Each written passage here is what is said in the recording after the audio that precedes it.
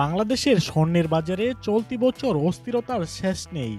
বছরের শুরু থেকে এখন পর্যন্ত ভরিতে সোনার দাম বেড়েছে প্রায় 12,000 টাকা, যা সর্বোচ্চ রেকর্ড। বাংলাদেশ জুয়েলার্স সমিতি বাজুস একের পর এক দাম বৃদ্ধির ঘোষণা দিচ্ছে, আর সাধারণ ক্রেতাদের ক্রয় ক্ষমতা সংকুচিত হচ্ছে। বাংলাদেশে এই গুরুত্বপূর্ণ ধাতুটির বাজার চরম অস্থিতিশীল।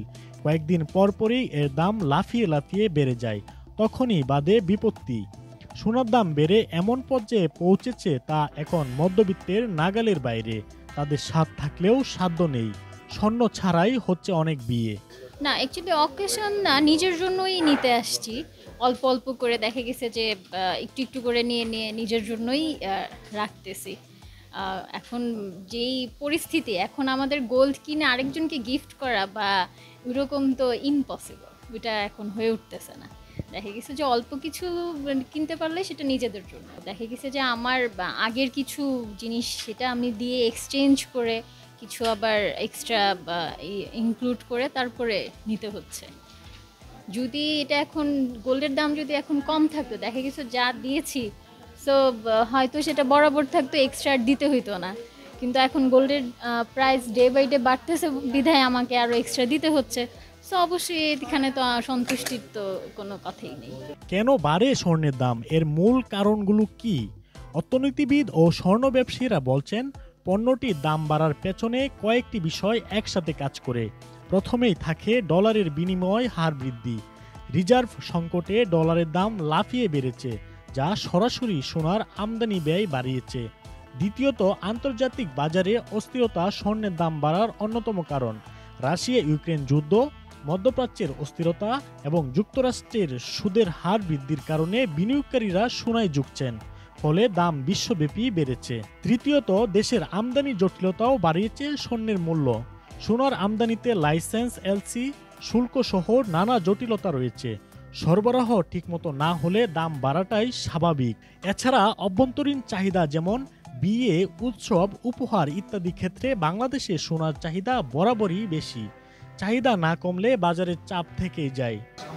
দামটা নির্ধারণ হয় তাঁতীবাজারে যে পাইকারি বাজার আছে সেটার উপর ডিপেন্ড করে সাধারণত দাম কম বেশি করা হয়। তাঁতীবাজারে যে পাইকারি বাজার আছে সেই পাইকারি বাজারে আন্তর্জাতিক বাজারের দাম যখন কমে যায়, পাইকারি বাজারের দাম কমে যায়।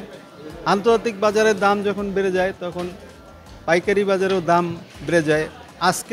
আজকে পাইকারি বাজারে যদি 1,70,000 টাকা থাকে, তাইলে তার সাথে 1,000-2,000 টাকা প্লাস করে আপনার দাম নির্ধারণ করা হয়। আবার যখন সেটা কমে যায় 1,68,000 টাকা হয়ে যায়, সেটার সাথে আবার 1-2,000 টাকা প্লাস করে দাম নির্ধারণ করা হয়।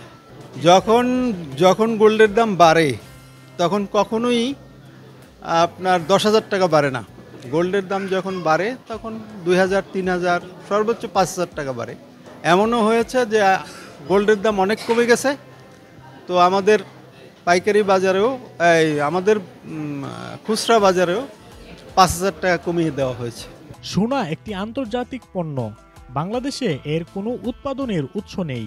এই সোনা মালয়েশিয়া, ভিয়েতনাম, সংযুক্ত আরব আমিরাত, সৌদি আরব, সিঙ্গাপুর ও থাইল্যান্ড থেকে সীমিত আকারে আমদানি করা হয়। সোনা আমদানিতে সরকারের নজরদারি, বাজার নিয়ন্ত্রণ ও দাম স্থিতিশীল করে দেশের বাজারে বিলাসিয়া পণ্যটির সহজলভ্য করে পাওয়ার প্রত্যাশা সাধারণ মানুষের।